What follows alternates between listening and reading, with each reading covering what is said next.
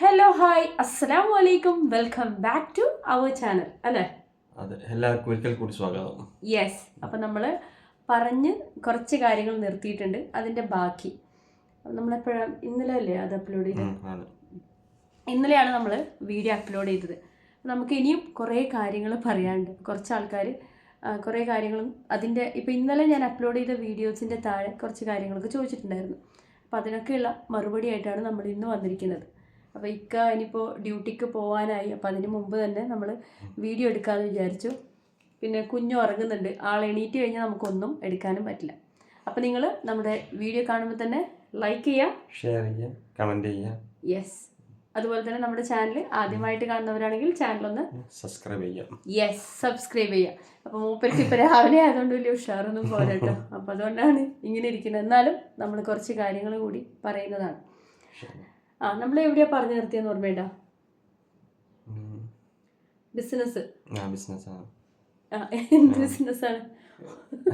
കേട്ടിന്റെ business കഴിഞ്ഞു. Yes. പിന്നെ ബാക്കി പറയും. പിന്നെ നമ്മള് പോയത് ഇതാണ്, എന്താ, ഷോപ്പ് അല്ലേ? ഒരു ഷോപ്പ്. നമ്മളെന്ത് ചെയ്തെന്നറിയോ? ഒരു ഇത് മോളെ ഡെലിവറിക്ക് മുമ്പല്ലേ ഇത്? ഡെലിവറി കഴിഞ്ഞതിന് ശേഷം അല്ലേ? ഓക്കെ. മോളെ ഡെലിവറി കഴിഞ്ഞതിന് ശേഷം ഞാൻ ഇക്കാനോട് പറഞ്ഞു, നമുക്ക് ഇക്കാനോട് പറയാൻ കാരണം എന്ന് വെച്ച് കഴിഞ്ഞാൽ നമ്മുടെ ഒരു നെയ്ബർ ഉണ്ടായിരുന്നു. അപ്പോൾ അവർ നമ്മളോട് പറഞ്ഞു ചെറിയ പൈസയ്ക്ക് നല്ല മെറ്റീരിയൽ കിട്ടുന്ന ഒരു ഷോപ്പ് ഉണ്ടെന്ന് പറഞ്ഞു. അപ്പോൾ അങ്ങനെ ഞങ്ങൾ എന്ത് ചെയ്തു, ആ ഷോപ്പിൽ പോയി. എനിക്കാണെങ്കിൽ ഈ മെറ്റീരിയൽസൊക്കെ വാങ്ങിക്കൂട്ടി ഇങ്ങനെ വെറുതെ വെക്കുന്ന ഒരു സ്വഭാവമുണ്ട്. അപ്പോൾ ഞാൻ പറയുന്ന സമയത്ത് നിങ്ങൾ സമ്മതിച്ചു അല്ലേ? എന്നിട്ട് എന്ത് ചെയ്തു? നമ്മൾ അങ്ങോട്ട് ചെന്നു, കടയിൽ ചെന്ന് കുറച്ച് സാധനങ്ങൾ വാങ്ങിച്ചു. അതെ, നമ്മൾ അവിടെ പോയി എന്നിട്ട് സാധനങ്ങൾ വാങ്ങിച്ചു. ചെറിയ പൈസയാണ് തുണിക്ക്, ഒരു 2 ദിർഹം അല്ലേ, 1 ദിർഹം, 3 ദിർഹം, അതൊക്കെയാണ് പെർ യാർഡിന് വരുന്നത്. നമുക്ക് ഭയങ്കര ഇൻട്രസ്റ്റ് ആയി. ഞങ്ങൾ എന്ത് ചെയ്തു, കുറേ മെറ്റീരിയലൊക്കെ ഇങ്ങനെ വാങ്ങിച്ചു കൂട്ടി. വെറുതെയാണ്, ആവശ്യമുള്ള മെറ്റീരിയലൊന്നും അല്ല അല്ലേ? സാറ്റീൻ ആണെങ്കിലും അതേപോലെ ബെഡ്ഷീറ്റ്സിൻ്റെ മെറ്റീരിയൽ, ബെഡ്ഷീറ്റിൻ്റെ മെറ്റീരിയലിന് അത്യാവശ്യം റേറ്റ് ഉണ്ടായിരുന്നു അല്ലേ? പിന്നെ ബാക്കി കുറേ ഇങ്ങനെ എന്താ പറയുക, വിറ്റഴിക്കൽ അല്ലേ, അത് അങ്ങനെയല്ലേ പറയാ? അതൊന്നും ഒരു അടുക്കും ചുറ്റാണൊന്നല്ല, ഇങ്ങനെ വാരി കൂട്ടി ഇങ്ങനെ ഇട്ടിട്ടുള്ള സാധനങ്ങൾ ബൾക്കായിട്ട് ഇങ്ങനെ കൊണ്ടുവന്ന് അതൊന്നും നമ്മൾ തെരഞ്ഞെടുത്ത് ഇങ്ങനെ സാധനങ്ങൾ എടുക്കുക. അവിടെ ഇഷ്ടംപോലെ ആൾക്കാരാണ്. അന്നത്തെ ആ ഒരു ദിവസം ഭയങ്കര കച്ചവടമാണ്. കാരണം എല്ലാ രാജ്യക്കാരും അവിടെ വന്നിങ്ങനെ പർച്ചേസ് ചെയ്യുന്നുണ്ട്. ഞങ്ങൾക്കത് കണ്ടപ്പോൾ ഭയങ്കര ഇൻട്രസ്റ്റ് ആയി. ഞങ്ങൾ അയാളോട് ഇങ്ങനെ സംസാരിച്ചു. അയാൾ കാസർഗോഡുള്ള ആളാണ് കേട്ടോ, ഞങ്ങളുടെ തന്നെ നാട്ടുകാരനാണ് അല്ലേ? കാസർഗോഡ് ജില്ലക്കാരനാണ്. അങ്ങനെയാണ് അയാൾ ഞങ്ങളോട് പറഞ്ഞത്. പക്ഷെ സ്ലാങ് കാര്യങ്ങളൊക്കെ ഞങ്ങളുടേതായിരുന്നു. അത്യാവശ്യം പ്രായമുണ്ട്. എത്ര വയസ്സുണ്ടാവും? 50-ന് മേലെ, 55. അതെ, അന്ന് 55, 58 വയസ്സൊക്കെ കാണും. പക്ഷെ ആള് നല്ല സ്മാർട്ടാണ്, ആക്റ്റീവാണ്, കുറച്ച് ഹൈറ്റൊക്കെ കുറഞ്ഞൊരു വ്യക്തിയാണ്. പേര് മുഹമ്മദ് അല്ലേ? മുഹമ്മദ് എന്നാണ്. അങ്ങനെ ഞങ്ങൾ എന്ത് ചെയ്തു, പിന്നെ ഇയാളുടെ ഈ ഒരു സംസാരമൊക്കെ ഞങ്ങൾക്ക് ഭയങ്കരമായിട്ട് ഇഷ്ടപ്പെട്ടു. ഞങ്ങൾ പിന്നെ 2 ദിവസം കൂടുമ്പോൾ ഈ ഷോപ്പിൽ പോകാൻ തുടങ്ങി. കുറേ സാധനങ്ങൾ പർച്ചേസ് ചെയ്ത് നമ്മൾ വരും. അങ്ങനെ ഞാൻ ഇക്കാനോട് പറഞ്ഞു, നമുക്ക് ആ ഒരു ഷോപ്പ്, അതുപോലെയുള്ള ഷോപ്പ് നമുക്ക് തുടങ്ങിയാലോ എന്ന് പറഞ്ഞു. അങ്ങനെ പറഞ്ഞപ്പോൾ ഇക്ക വലിയ സമ്മതിച്ചൊന്നുമില്ല. പക്ഷേ പിന്നെ ഒരാഴ്ച കഴിയുമ്പോൾ അയാൾ വിളിച്ചു നിങ്ങളല്ലേ? അല്ല, നമ്മളിങ്ങനെ പിന്നെ സ്ഥിരം അങ്ങോട്ട് പോവായിരുന്നു. പിന്നെ നമ്മൾ നമ്പർ വാങ്ങിച്ചിരുന്നു പുള്ളി. പിന്നെ പുള്ളി നമ്മൾ ഒരു ദിവസം പോയപ്പം ഇതിലൊരു പാർട്ട്ണർ ആവശ്യമുണ്ട്, നമുക്കൊരു പാർട്ട്ണർ ആവശ്യമുണ്ട്, പിന്നെ ഈ ഇടയിൽ കത്തിപ്പോയതാണ്, അപ്പോൾ കുറച്ച് പൈസ കിട്ടും, ടൈറ്റാണ്, അങ്ങനെ പറഞ്ഞപ്പോൾ പിന്നെ നമ്മൾ എടുത്ത് ചാടി അതിൽ ഇൻവെസ്റ്റ് ചെയ്തു. നമ്മളല്ല, നിങ്ങൾ. അപ്പോൾ ഇക്കാണെങ്കിൽ പിന്നെ എന്നോട് ഇങ്ങനെ പറഞ്ഞു, ആ ഷോപ്പ് അതിൽ ഞാൻ പാർട്ട്ണർഷിപ്പ് ഇടുന്നുണ്ടെന്ന് പറഞ്ഞു. പക്ഷെ പെട്ടെന്ന് തന്നെ മൂപ്പർ എന്ത് ചെയ്തു, ക്യാഷൊക്കെ റെഡിയാക്കി അങ്ങ് കൊടുത്തു. ക്യാഷ് കൊടുക്കുമ്പോഴൊന്നും നമ്മളോട് പറഞ്ഞില്ല. കാരണം ഇവർക്കൊക്കെ ഒരു ചിന്തയുണ്ട്, പെണ്ണുങ്ങളോട് പറഞ്ഞു കഴിഞ്ഞാൽ അത് കുറച്ചിലാണ് അല്ലേ? അല്ലേ, അങ്ങനെ ഒരു ചിന്തയുണ്ട്. അങ്ങനെ ഒരു, എനിക്ക് തോന്നുന്നു അങ്ങനെ ഉണ്ടെന്ന്, എനിക്കറിയില്ല. പിന്നെ ചോദിച്ചു കഴിഞ്ഞാൽ മോശമല്ലേ, അങ്ങനെയൊക്കെ ഉള്ളൊരു ചിന്താഗതി മുമ്പുണ്ട്, ഇപ്പോഴും ഉണ്ട്. അത് മാറിയിട്ടൊന്നുമില്ല. അതും കുറേ കാര്യങ്ങളുണ്ട് ഇനിയും പറയാൻ.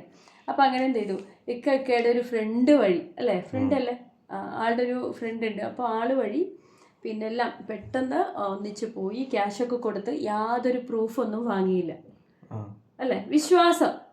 മാസമാകുമ്പോൾ നമുക്ക് അതിൻ്റെ പ്രോഫിറ്റ് വെച്ചാൽ ഡിവൈഡ് ചെയ്തെടുക്കാം എന്നതിലാണ് കാശ് കൊണ്ടു കൊടുക്കുന്നത്. പക്ഷെ മാസം നമുക്ക് പ്രോഫിറ്റ് അയാൾ തന്നും ചെയ്തു. അവിടെ ഡെയിലി നല്ല ബിസിനസ് ആയിരുന്നില്ലേ? ഈ 1 ദിർഹം 2 ദിർഹം എന്ന് പറഞ്ഞ് സെയിൽ ചെയ്യുന്നത് കൊണ്ട് അവിടെ ഡെയിലി നല്ല കച്ചവടം.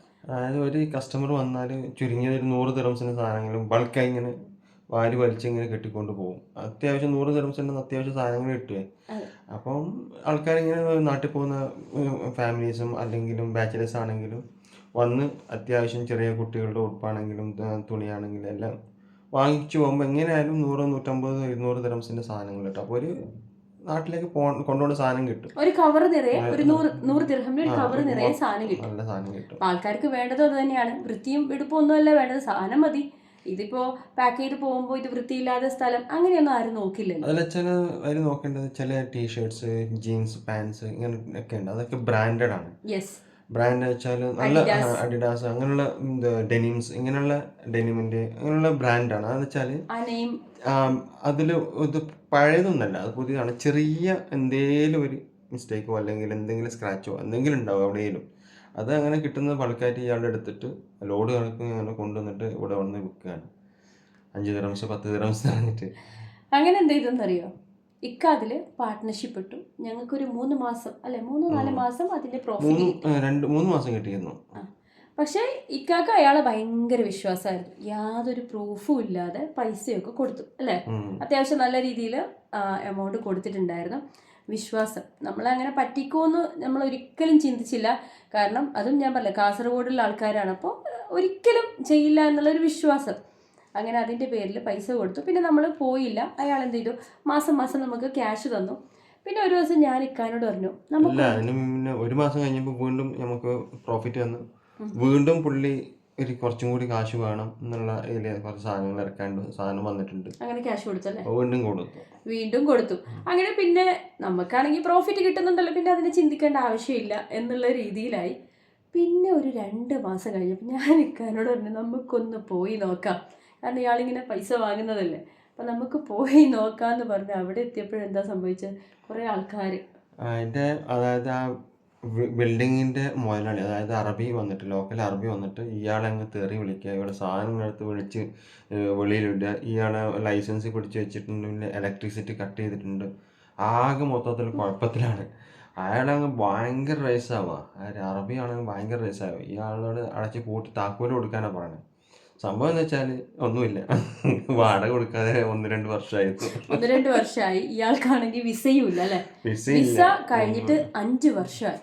പക്ഷെ അങ്ങനെയൊക്കെ ഇവിടെ നിൽക്കുമെന്നൊന്നും നമുക്കറിയില്ല. അന്ന് കട ഉണ്ടാവുമോ ലൈസൻസ് ഉണ്ടാവുമെന്നൊന്നും അറിയില്ല. സംഭവം അപ്പോഴത്തേക്കും ലൈസൻസ് റിന്യൂ ചെയ്തിട്ടില്ല. അയാൾ എന്നോട് പറഞ്ഞിരുന്നു ലൈസൻസ് റിന്യൂ ചെയ്തിട്ടില്ല. അതിന് റിന്യൂ ചെയ്യാൻ വേണ്ടിയിട്ടാണ് 2ാമത് കാശ് വാങ്ങിക്കുന്നത്.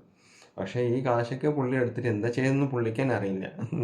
അങ്ങനെ എന്ത് ചെയ്തെന്നറിയോ, അവിടെ എനിക്കാണെങ്കിൽ ഭയങ്കര ടെൻഷൻ. കാരണം നമ്മളെ ആകെ പറ്റിപ്പോയല്ലോ എന്നുള്ളൊരു ചിന്ത വരും. പക്ഷെ ഇക്കാക്കാണെങ്കിൽ പിന്നെയും അയാളെ ഒരു സിമ്പതി. അയാളാണെങ്കിൽ ഇക്കയുടെ ഷോൾഡറിൽ ഇങ്ങനെ പിടിച്ചിട്ട്, വാ മോനെ നിന്നോട് എനിക്ക് കുറച്ച് കാര്യങ്ങൾ പറയാണ്ടെന്ന് പറഞ്ഞ് അങ്ങ് കൂട്ടിക്കൊണ്ട് പോയിട്ട് ഇക്കാനോട് പറഞ്ഞു, ഒരു 15,000 ദിർഹം അങ്ങനെ പെട്ടെന്നൊന്ന് റെഡിയാക്കിത്താ, നമ്മുടെ ഈ പ്രശ്നങ്ങളൊക്കെ അങ്ങ് സോൾവ് ആക്കാൻ പറ്റുമെന്ന് പറഞ്ഞപ്പോൾ ഇക്കാക്ക് പിന്നെയും അങ്ങോട്ട് കൊടുക്കണം എന്നുള്ളൊരു ചിന്തയെ. ഞാനിങ്ങനെ നോക്കട്ടെ എന്ന് പറയുമ്പോൾ ഞാൻ ഇക്കാനെ വിളിച്ചു. ഞാൻ പറഞ്ഞു, ഇനിയും ഈ പൊട്ടത്തരത്തിന് നിൽക്കരുത് എന്ന് പറഞ്ഞു. എന്നാലും ഇയാളുടെ കൂടെ അങ്ങ് പോവാണ് പിന്നെയും കൊടുക്കാൻ. അപ്പോൾ അവിടെ 2-3 ആൾക്കാരുണ്ടായിരുന്നു. അവർ ഇക്കാനോട് സംസാരിച്ചിട്ട് അവർ പറഞ്ഞു, പിന്നെ ഞങ്ങൾക്കൊക്കെ ഇങ്ങനെ തരാനുണ്ട്, ഇതിങ്ങനെ സംഭവമാണെന്ന് പറഞ്ഞു. അപ്പം ഞാൻ ഇക്കാനോട് നമുക്ക് പോവാമെന്ന് പറഞ്ഞ് ഞങ്ങൾ അവിടുന്ന് മടങ്ങിപ്പോയി അല്ലേ.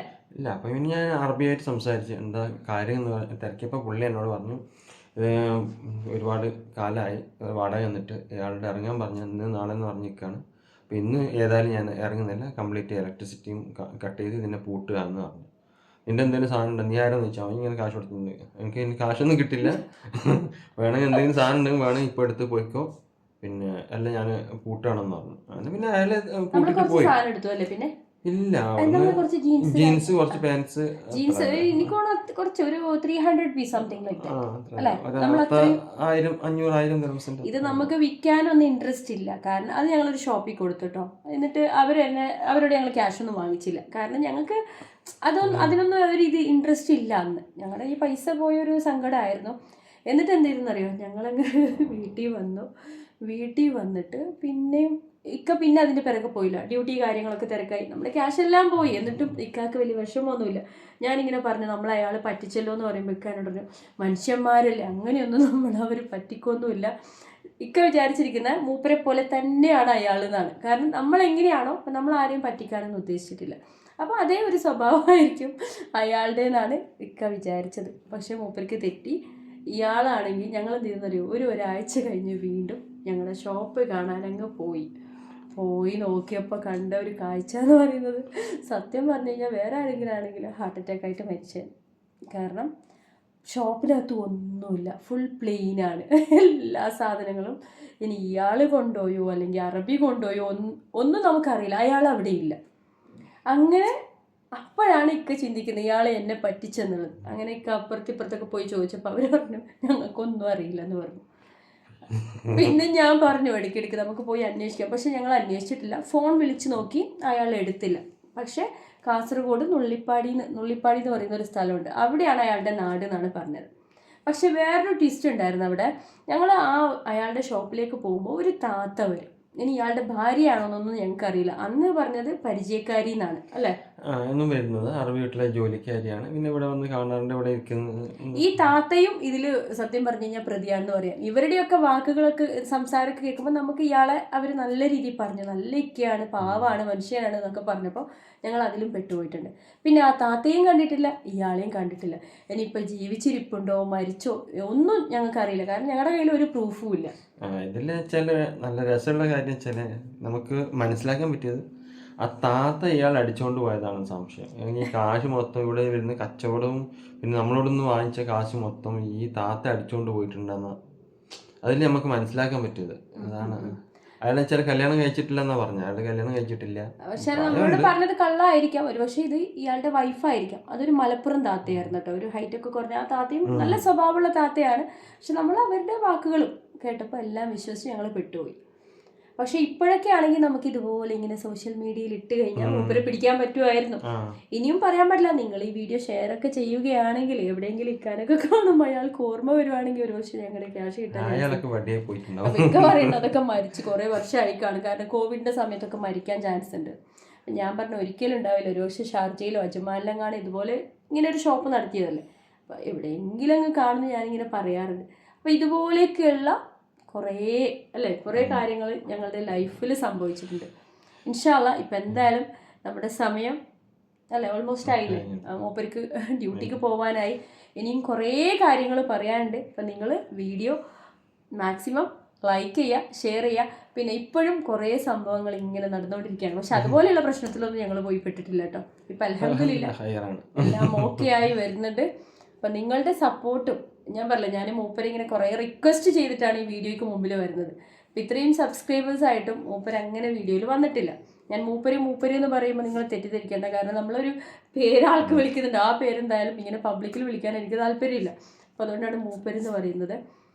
ഓക്കെ, അപ്പോൾ ഇൻഷാ അല്ലാഹ് ഞങ്ങളുടെ കല്യാണം കഴിഞ്ഞ കാര്യങ്ങളും അതൊക്കെ ഇനിയുള്ള എപ്പിസോഡിൽ പറയാമല്ലേ ഇൻഷാ അല്ലാഹ്. അപ്പോൾ നിങ്ങൾ വീഡിയോ ഒരുപാട് തമാശകളും ഇതായിട്ടുള്ള നമ്മുടെ ജീവിതമാണ്. പക്ഷെ കേട്ട തമാശ തോന്നും, ചിരിക്കാൻ തോന്നും, അത്രേ ഉള്ളൂ. നമ്മുടെ ലൈഫ് ട്രാജഡി ആണെങ്കിലും ചിലപ്പോൾ ചിരിക്കാൻ തോന്നും. അതെ, നമുക്കിപ്പോ വീഡിയോയിൽ ഇങ്ങനെ പറയുമ്പോൾ സത്യം പറഞ്ഞു കഴിഞ്ഞാൽ ചിരി വരുന്നത്. അപ്പൊ ഇക്കാണെങ്കിൽ കുറെ മണ്ടത്തരങ്ങൾ കാട്ടിക്കൂട്ടിയതാണ്. ജീവിതത്തിലാണ് സമയം എല്ലാം നഷ്ടം, എന്താ സഹിക്കുക. പക്ഷെ നഷ്ടം എന്ന് പറയാൻ പറ്റില്ല. ആ നമുക്ക് നഷ്ടം സംഭവിച്ചു കഴിഞ്ഞാൽ മാത്രമേ നമുക്കൊരു ഉയർച്ച ഉണ്ടാവുള്ളൂ. അപ്പോൾ അതാണിപ്പോൾ അനുഭവം ഗുരു എന്ന് പറഞ്ഞില്ലേ, അനുഭവം കൊണ്ട് നമ്മൾ കുറെ പഠിച്ചു.